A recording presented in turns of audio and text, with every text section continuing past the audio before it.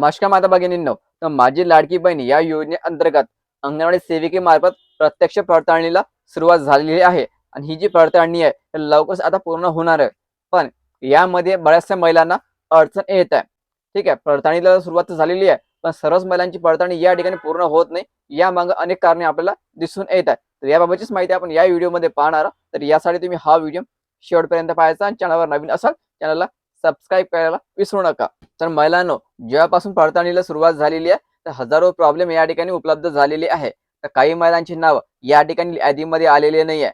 ज्या महिलांची यादीमध्ये नावं आलेली आहे त्यांना या ठिकाणी आता NVS नंबर मागितलेला आहे. तर NVS नंबर हा ज्या महिलांनी नारी शक्ती दूतच्या ॲपच्या माध्यमातून आपला अर्ज भरलेला आहे त्या ठिकाणी हा NVS नंबर असतो. पण आता नारी शक्ती दूत ॲपच बंद झालेला आहे. तर NVS नंबर तुम्हाला आता या ठिकाणी कशा प्रकारे पाहता येणार आहे. पण बऱ्याचशा अंगणवाडी सेविका पण या ठिकाणी NVS नंबर मागत आहे. तसेच काही महिलांची नावं पण यादीतून गायब करण्यात आलेली आहे. तर महिलांची ई-के-वाय-सी चुकलेली होती. पण जेव्हा महिला अंगणवाडी सेविकेकडे पडताळणी करायला गेले, त्यांचेच नाव यादीमध्ये दिसत नाही आहेत. अशा प्रकारे हजारो अडचणी या ठिकाणी महिलाला येत आहे. सर्वात महत्त्वाचं या ठिकाणी ज्या महिलांनी आपली ई-के-वाय-सी पूर्ण केलेली नाहीये, ज्यांना नोव्हेंबर-डिसेंबरचा हप्ता आला नाही, अशा महिलांची नावं पण यादीमध्ये उपलब्ध नाहीये. तर या महिलांसाठी आता जोपर्यंत ई-के-वाय-सी प्रक्रिया पुन्हा सुरू होत नाही, तोपर्यंत त्यांना उर्वरित हप्ते जे आहे, हे प्राप्त होण्याची शक्यता कमीच आहे.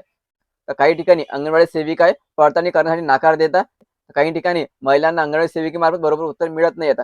अशा प्रकारच्या अडचणीमुळे महिलांची ई-के-वाय-सी प्रक्रिया पूर्ण होत नाहीये. जोपर्यंत तुमची ई-के-वाय-सी प्रक्रिया पूर्ण होणार नाही, तोपर्यंत तुम्हाला नोव्हेंबर-डिसेंबरचा हप्ता मिळणारच नाही.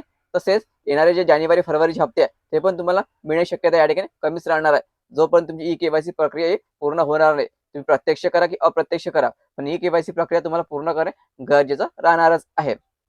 तर अजितदादा गेल्यामुळे प्रशासकीय कामकाज हे काही दिवसांसाठी बंद राहणार आहे.